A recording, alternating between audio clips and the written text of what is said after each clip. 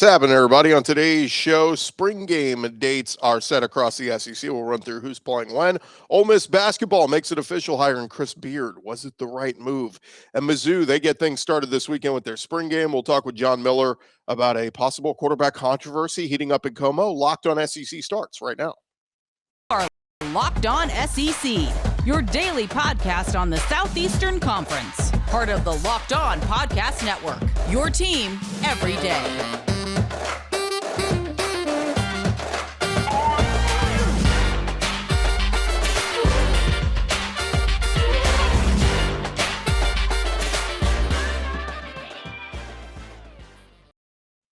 And what is happening, everybody? Welcome into Locked On SEC. I'm Chris Gordy. Thanks for making us your first listen every day.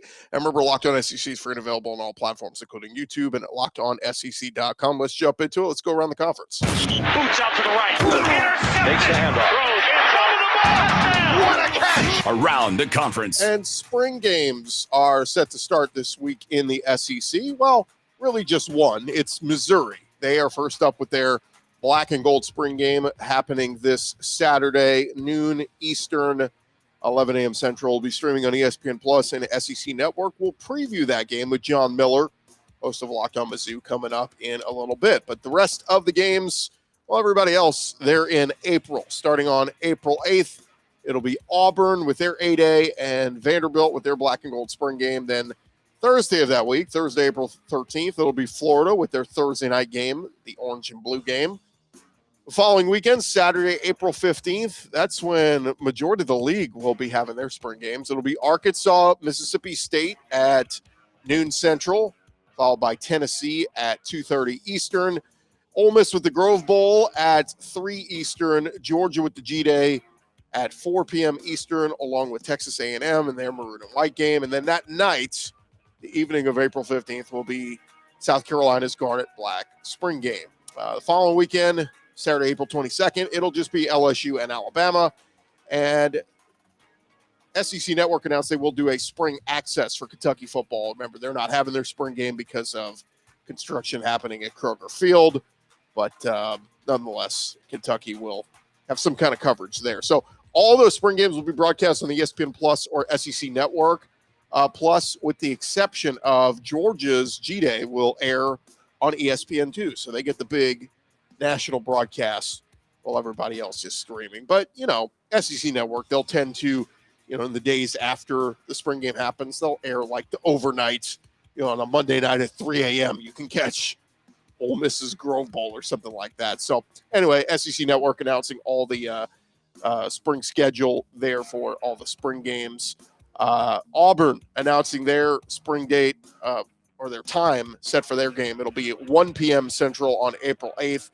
Fans will get a chance to see Hugh Freeze in Jordan-Hare Stadium and what this team is going to look like with all the newcomers, transfers, new recruiting class. A lot of work done in the trenches. Auburn saw 4 offensive linemen depart from last year's team, so going to look very different there on the offensive and defensive lines for Auburn.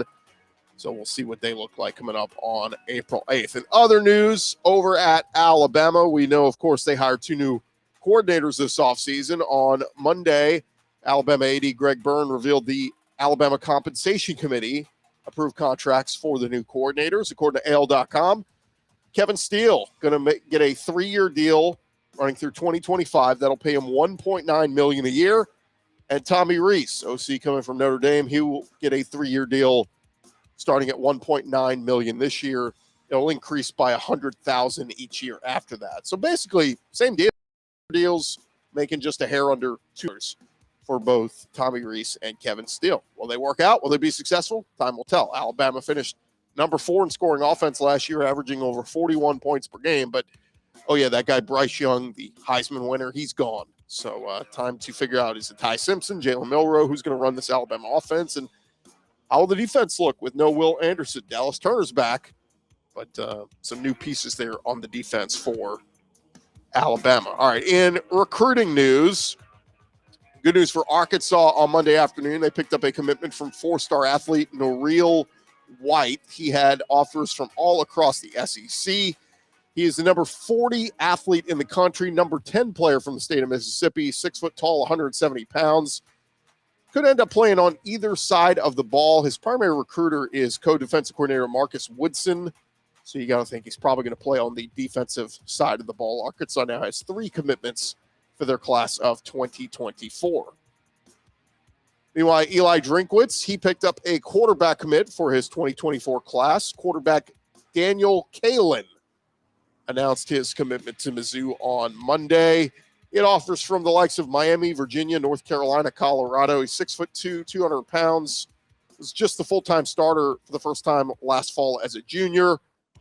And according to 24/7 Sports, he's a 3-star prospect, 4th-ranked recruit from the state of Nebraska, rated as the 30th quarterback in next year's class. Over at Mississippi State, Zach Arnett getting some good news for his recruiting for next year. TJ Lockhart, a 6'6", 365-pound offensive tackle from the state of Mississippi, announced his commitment to Mississippi State. It's the second pickup for Arnett's class of 2024. On Wednesday evening, 4-star Alabama quarterback Josh Flowers committed to Mississippi State. So nice job for Zach Arnett already looking ahead to 2024. Put together this class in the wake of the death of Mike Leach to finish number 34 in the recruiting rankings and started off his coaching career 1-0 with a win in the ReliaQuest Bowl. So see what Zach Arnett is able to build there at Mississippi State. Going to look a little bit different. Offense going to look a little bit different. It's got Will Rogers back there, but defense, maybe a more defensive-minded team. A little bit of a throwback to old Mississippi State teams there, unlike what we've seen in recent years. And there you have it. That's the latest going on around the conference. When we return, we're going to discuss the new hire in Oxford. Chris Beard. Is now the right time? Just a sec. But first, this episode is presented to you by our friends over at FanDuel. We are down the backstretch of the season in the NBA, and I want to remind you, go download the FanDuel app. It is America's #1 sports book. New customers get a no-sweat first bet up to $1,000. That's bonus bets back if your first bet doesn't win. Just download the FanDuel Sportsbook app. It's safe, secure, super easy to use. You can bet on everything from the money line to point scores, 3 points drained. They have got everything up there for you. They even let you combine your bets for a chance at a bigger payout with same game parlay. So don't miss your chance to get that no sweat first bet up to $1,000 in bonus bets. Just go to FanDuel.com/lockedon. That is FanDuel.com/lockedon. You can learn more there. Make every moment more with FanDuel, an official sports betting partner of the NBA.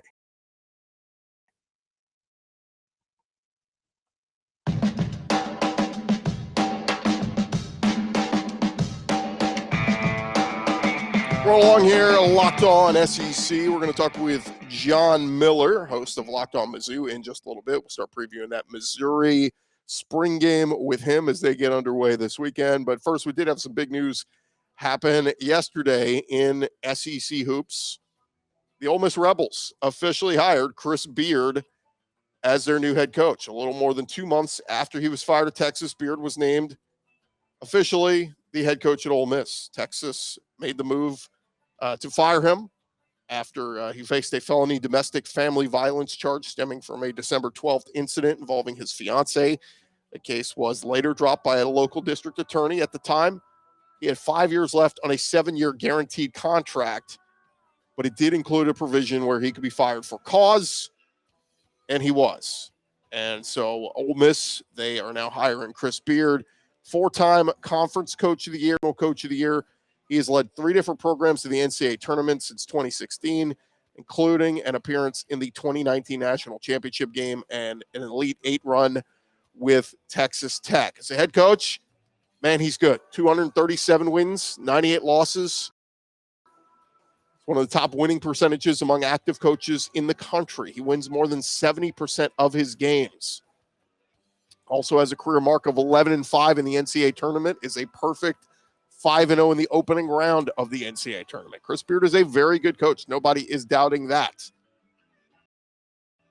Said in a statement, I'm honored to be joining the Ole Miss family. Excited to get started at this great university. Can't express how grateful I am to the chancellor, Keith Carter, the rest of the search committee, and their belief in me to lead this program. I'm really looking forward to being an active part of the Oxford community. I know we have one of the best venues in the country at the Pavilion, and we are going to work tirelessly to build a championship caliber program. Can't wait to connect with our players and recruits, begin this journey together. Hotty toddy. Beard, like we said, was fired by the Longhorns in January following that arrest December 12th. His fiance called 911, told reporters that he choked her from behind, bit her, and hit her while the two were getting into an argument. Beard had said, "I'm pleased with the announcement that the charges against me were dismissed. I always had faith and confidence in the truth and the outcome. It has been extremely challenging to wait patiently and not publicly respond. Sorry and deeply remorseful to the family, friends, and all players and staff." Look, it's just a weird look, right? This is a guy, this incident happened in December. He gets fired in January, and 2 short months later, he's now the head coach at another university after being fired for cause. Remember, this isn't just something, oh, he didn't renew his contract or, whatever. He had personal issues, took some time away, and, we moved on, went in a different direction. He was fired for cause, dealing with an arrest on assault. Now, again, we can go back to the facts that the DA dropped the charge. His fiance ultimately decided not to press charges. Okay. But the fact remains, read the police report, read what appears to be the facts in this case. He put his hands on her. And right, wrong, or indifferent, if you're an Ole Miss fan, you're excited because you're getting a really good coach. But I think would be naive not to at least acknowledge this whole situation's kind of weird, right? Like, time heals all wounds. Is 2 months enough to really whatever, that's in his past? No, it happened less than 3 months ago. Just feels weird. So forgive me if I'm not jumping at the podium, celebrating this, saying tremendous hire. Look, basketball-wise, it is. But at what point, should morality play into this at all? Is it just win at all costs? It just feels weird to me. So, again, if you're an Ole Miss fan, I think you should be excited, at least from a standpoint of getting a really, really good basketball coach, and this is a guy who's going to recruit very well. But I think also from a standpoint of, man, he better keep a clean record there. He better be on the up and up with everything that goes with it, because you're a head coach at a big-time university like Ole Miss. You are a leader of men, and right, wrong, or indifferent, you're supposed to be squeaky clean when it comes to off-the-field stuff. And laying your hands on your wife and she's having to call, or fiance, and she's having to call 911, not a great look. You would hope that is the lowest moment of Chris Beard's life, and maybe he gets lucky with her decide not to press charges, and they move on. They live happily ever after, and nothing like this ever happens again in Chris Beard's life. That would be tremendous. But we'll see. I'm not going to disparage anyone who criticizes the hire, because again, it's one of those, did enough time pass, we should say. Will Wade just had to sit out of basketball a whole year for paying players, which is now legal.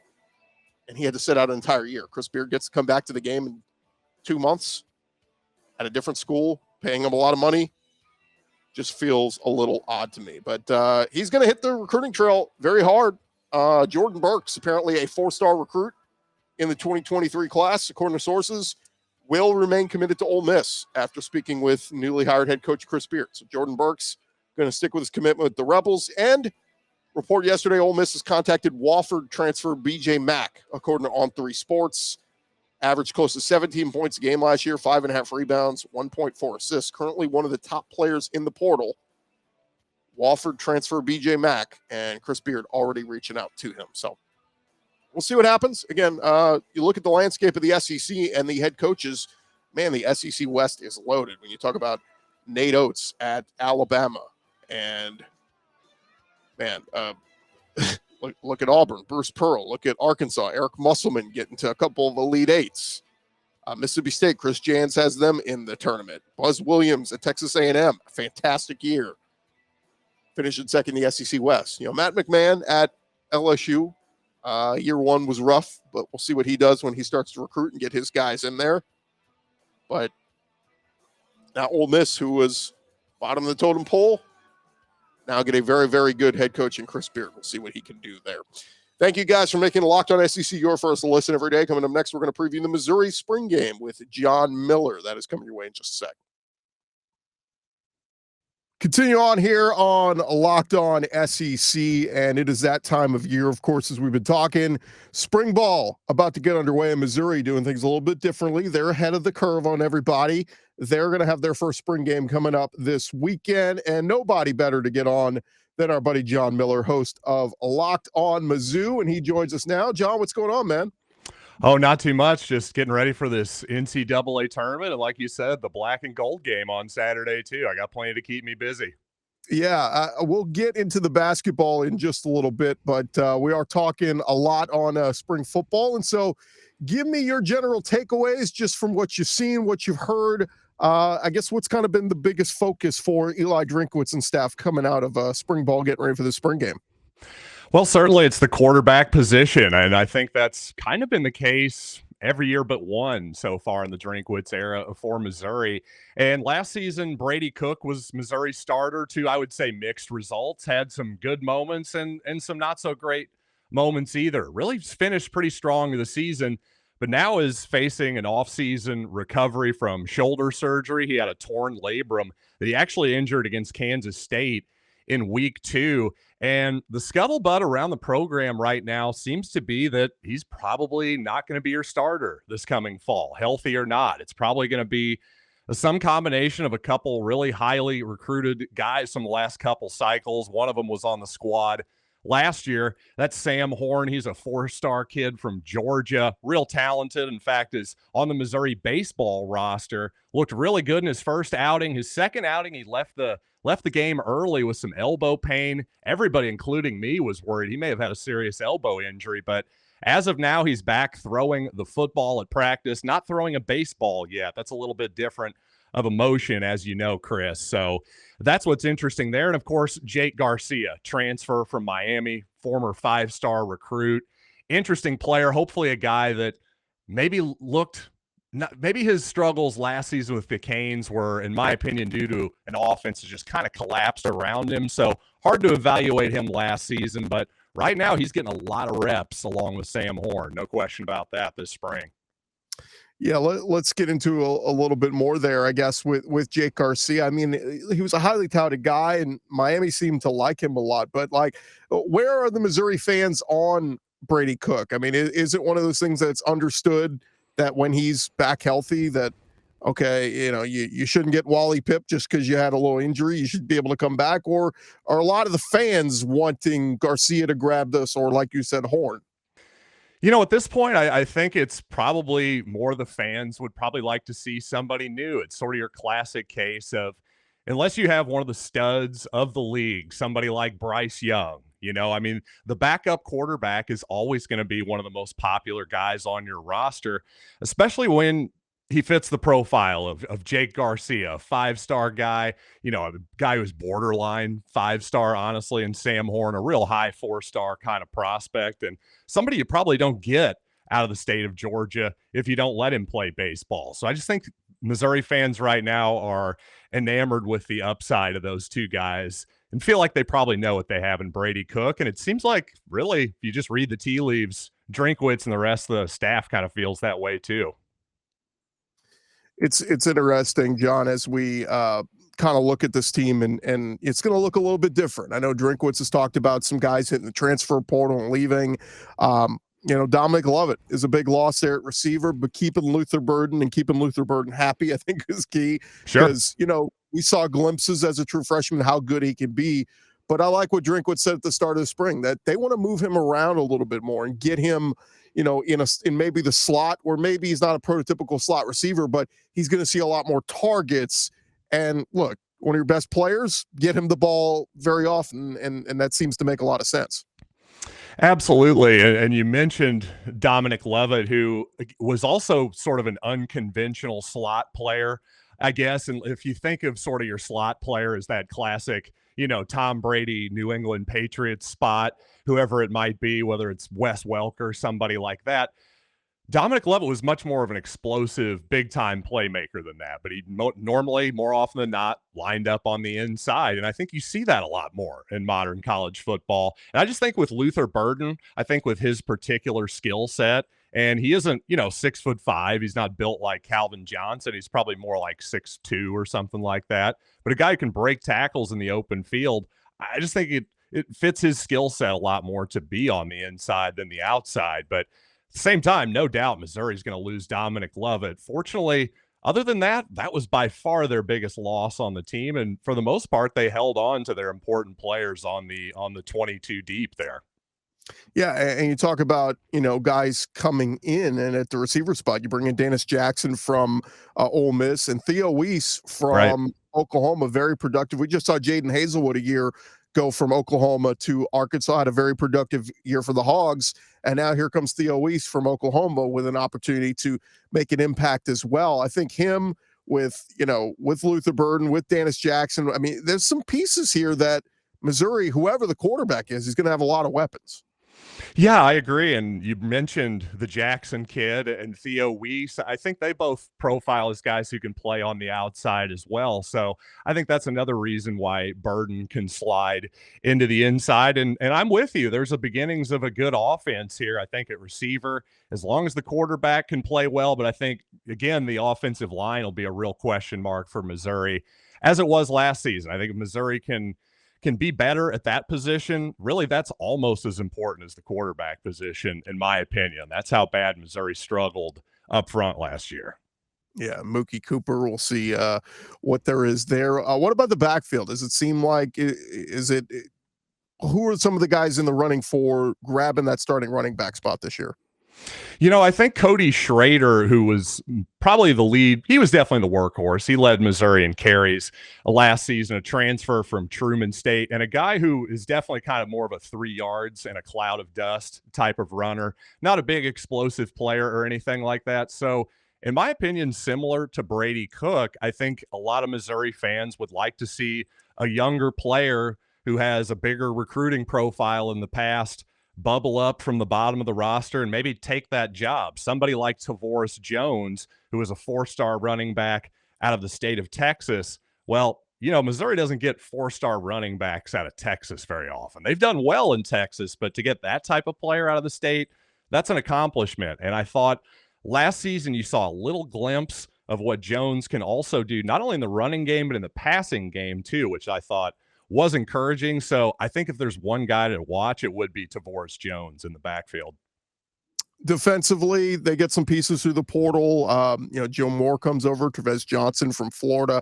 Now he's been banged up a little bit, but defense was kind of for Missouri last year at times. It was the strength of this team and looked really good in some of those games.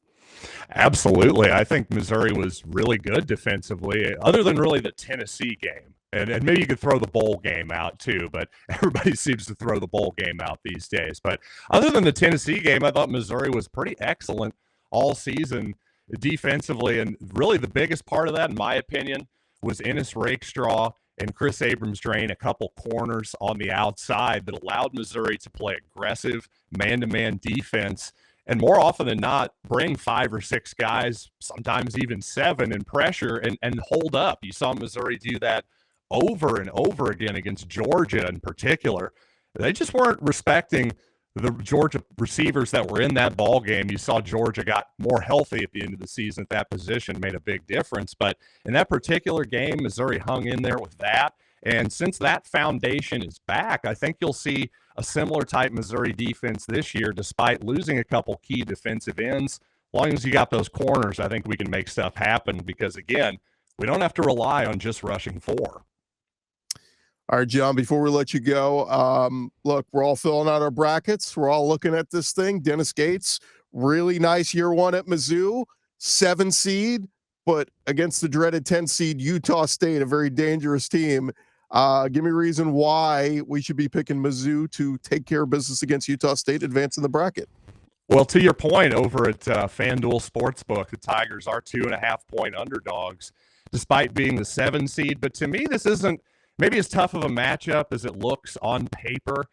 The Tigers are a good offensive team that doesn't have a lot of size. So a lot of times, if you can really crash the boards offensively against Missouri's defense, you can have success. But that's not the kind of team that Utah State really profiles as. So to me, this is a pretty good matchup for the Tigers. And also, speaking of FanDuel Sportsbook, the highest of the Thursday and Friday over-unders right now as well. So expect to see a lot of points, and the type of game that really probably favors both squads, I guess you could say. Utah State's probably saying the same thing in their mind.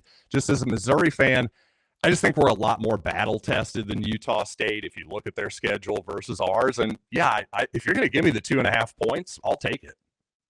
He is John Miller, host of Locked On Mizzou. And for those of you watching the video, he is fully decked out. Mizzou hat and Locked On t-shirt. I mean, you can't get any better than that. Go check out his work. Does a fantastic job covering the Mizzou Tigers. And, of course, like we said, they're first up. We'll see them in football action this weekend, their spring game. John, thanks so much for the time. I really appreciate it.